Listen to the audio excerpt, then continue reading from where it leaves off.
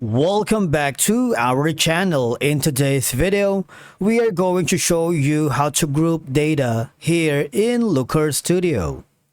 Let's begin.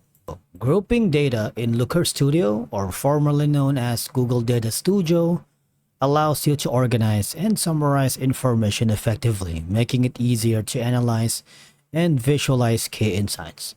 There are several methods known to group data in Looker Studio, depending on what you aim to achieve. All right. Now make sure you are on the edit mode because we are on the view mode only. In my case, I'm going to hover to my next page. Now, you see, one of the simplest ways to group data in Looker Studio is by using dimensions in charts and tables. For example, in this case,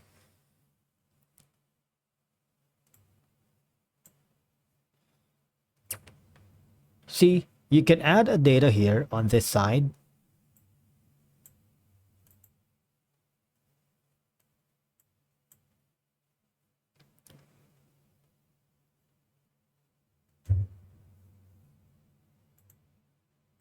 Now, all you have to do is click on the add a field and click on add group. Okay. This is especially useful if you want to define specific groupings that are not directly available from your data source. Okay. Now here, all you have to do is add in the field name, and that's going to be, I'm going to rename it as deep laughs.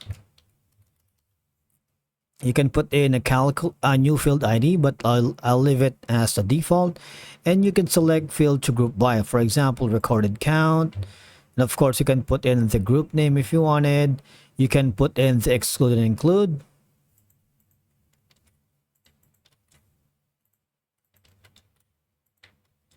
You have an option for the condition. Is it going to be equal, between, greater than, or less than?